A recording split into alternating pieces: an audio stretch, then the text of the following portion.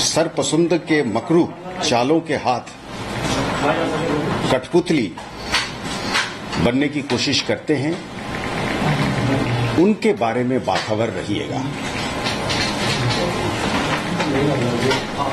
मजहबी रवादारी जो है और जो भाईचारा है वो कश्मीर समाज की एक शान रही है और हम सब लोग जो आम शहरी है वो तारीख में जाके जब देखता है उसको पता है कि इसकी आड़ में जो अपना मुफाद को आगे करना चाहते हैं, आम शहरी की मुफाद उसमें नहीं है। इसके बारे में सजाग रहना और बाखबर रहना जरूरी है। मुख्तसर पैगाम यह है साहब कि आपकी जम्मू एंड कश्मीर की जो पुलिस है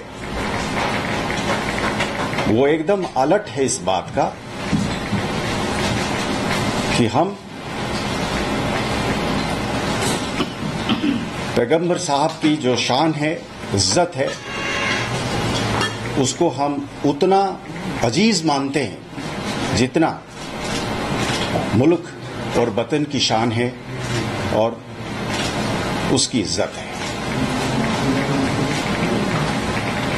तो इसके साथ जो एक साजिश के साथ, एक चाल के साथ इसको खराब करने की और उससे अपनी रोटी सेकने की कोशिश करते हैं, उसके बारे में हमको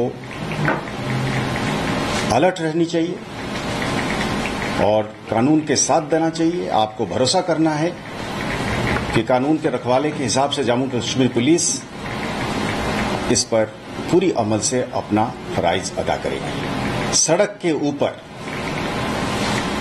इसको फैला के इस पे दंगा फसाद करने के लिए कोशिश करके भाईचारा को बिगाड़ने की कोशिश करने के पीछे कतई जो इसमें शान को उसी तरीके से प्रोटेक्ट नहीं किया जा सकता है। यह हम पर छोड़िए और यकीन रखिए हमने केस जैसे रजिस्टर तुरंत करा है और उसको लॉजिकल कंक्लूजन पर ले जाएंगे और इसके आड़ में आप दूसरे एलिमेंट्स को कूदने न दीजिए। मुझे याद है कि मैं कहीं ये चीज भी कहा था कि मेरे जम्मू कश्मीर की जो यंग लड़के हैं, लड़कियां हैं, बिजनेस करने वाले हैं, काम करने वाले हैं, जो रहते हैं बाहर जम्मू कश्मीर के, हिंदुस्तान में किसी भी कोने में, उनका सेफ्टी सिक्योरिटी भी जम्मू कश्मीर पुलिस की एक एक्सटेंडेड रिस्पांसिबिलिटी और ड्यूटी है। तो तभी हम निभा पाएंगे जब हम कानून को बराबर एक निष्पक्ष रूप से बगैर तरफदारी करते हुए जब हम उसको यहां पे भी लागू करेंगे। हमने एक तय किया है 144 क्रिमिनल प्रोसीजर कोड के तहत एक सरसरी तौर पे एक कानून लाएंगे जिसमें किसी किस्म भी कंटेंट, मैसेज, वीडियो, ऑडियो जिससे कम्युनल सेंसिटिविटी खत्म हो जाएगा या किसी को डराया जाएगा, धमकाया जाएगा, वो चाहे टेररिस्ट या सेपरेटिस्ट नेटवर्क की तरफ से हो या शरपसंद अनासर की तरफ से हो, ऐसे मैसेजेस को पोस्ट ही करना, ऐसे वीडियो को पोस्ट ही करना जो है वो कानूनन जुर्म हो जाएगा।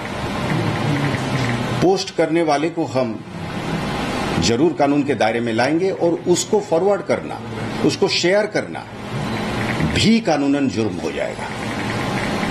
कोई अगर ये कहे कि साहब मैं तो इनोसेंटली, मुझे किसी ने भेज दिया, मैं क्या करूं, तो उसकी जवाब में ये रहेगा कि साहब आपको आपके बगैर इजाजत के अगर किसी ने इस तरीके की objectionable video, audio, messages, texts भेजा तो आपने उसको तुरंत नजदीक से नजदीक पुलिस थाने में जाके कह सकते हैं कि साहब मैं नहीं चाहता था कि ये मेरे फोन में आए, ये पता नहीं कहां से किसने भेजा है। मैंने इसको अपने हिसाब से पोस्ट नहीं करा है।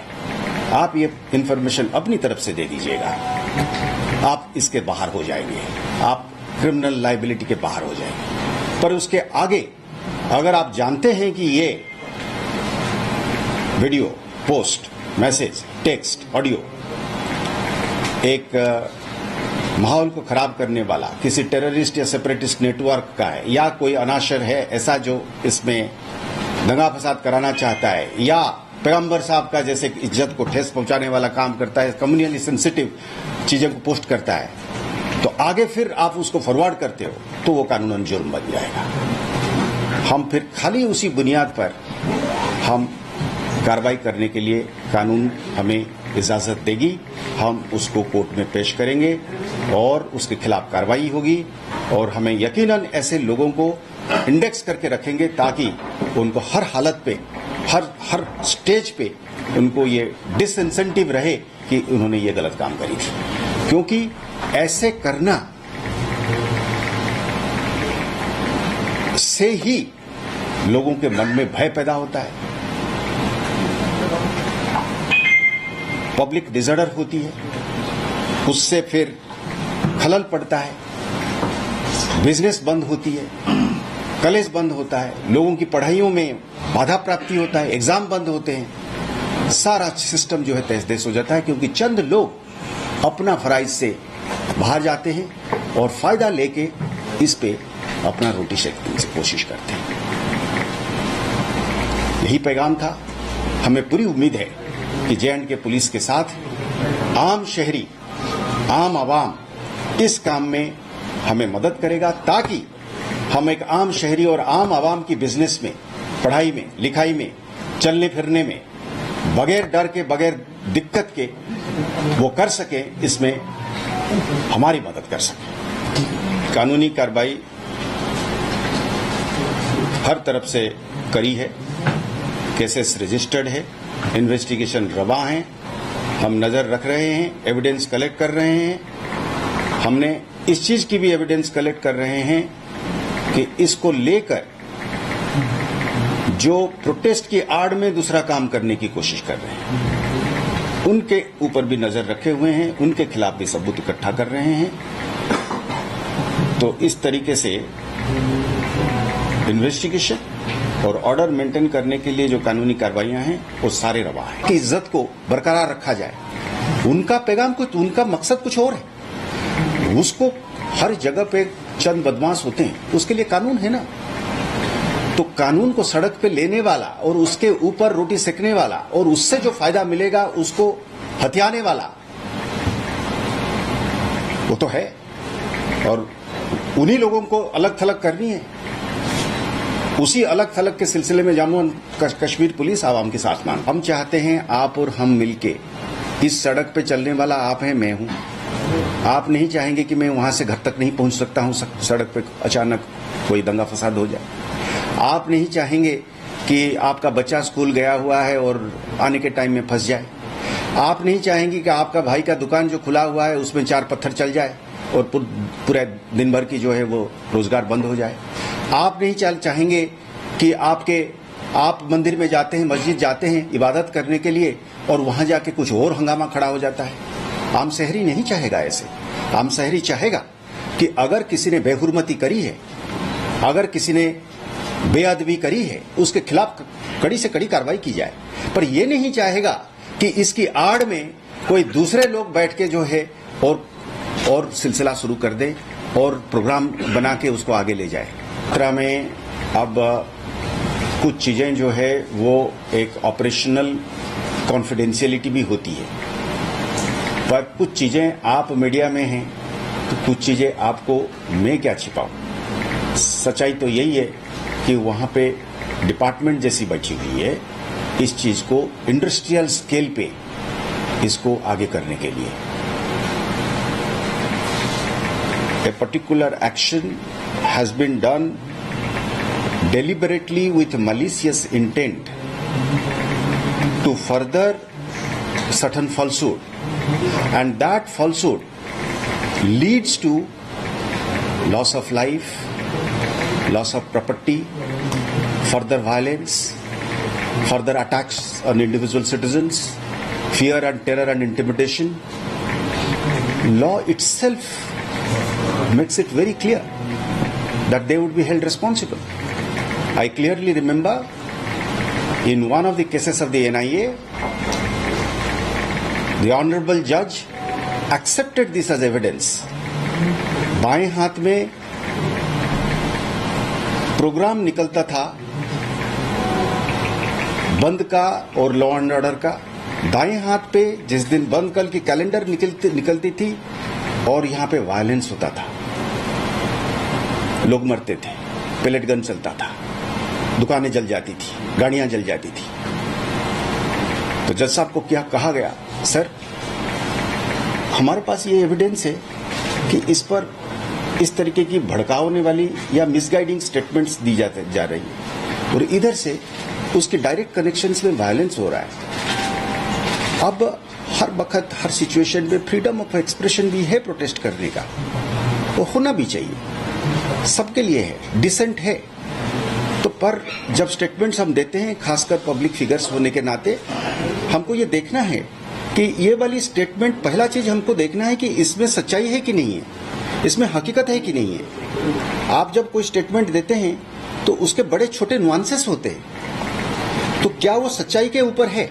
दूसरा, अगर सच्चाई पे भी है पर कोई स्टेटमेंट से अगर हम सिचुएशन को ज्यादा खराब करते हैं या उस सिचुएशन से वायलेंस बढ़ता है, वायलेंस के लिए गुंजाइश बनती है, वो भी जो है कानून ही कहता है कि रीजनेबल रिस्ट्रेंट, रीजनेबल रेस्ट्रिक्शन है। मकसद क्या है? मकसद ये है कि आग न बढ़े। मेरे घर में अगर आग लगी है तो मुझे फायर टेंडर बुला के उसको बुझाना है, ना बल्कि उसको बगल वाले घर पे लगाने के लिए छोड़ देना चाहिए या उसको हवा देनी चाहिए। तो रिस्पॉन्सिबल स्टेटमेंट्स और irresponsible statements, whether it is part of freedom of expression and political dissent और it is a part of a conspiracy, as part of having colluded with certain elements to further increase the violence, is something which will be a matter of investigation. It can be found out, communications can be traced, discussions and meetings can be investigated if it has happened backdoors to forward it. Those that are innocent remarks about a particular situation as a viewpoint is certainly different, and that certainly cannot be part of any police investigation or coercive action. We want to make a clear distinction between the freedom of expression and the right to dissent and to views. But statements based on falsehood, half-truths, out of context, designed to further violence is certainly not in that category. We will make a distinction with the powerful tools of investigation and intelligence that we have at our command.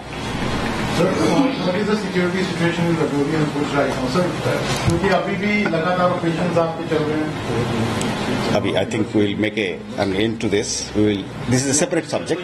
Message आप देना चाहते हैं कश्मीर के youth को, students को, कोई appeal करना चाहेंगे? I think दे दिया ना अभी. I think it will be repetitive. You know, the message value will be lost if I keep repeating it again and again. You see, Thank you, sir. Thank you very much for coming. marginal diminishing marginal utility. Thank you, everybody. Thanks. Thank you.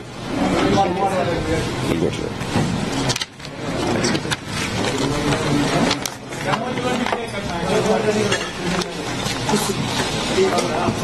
ठीक है sir.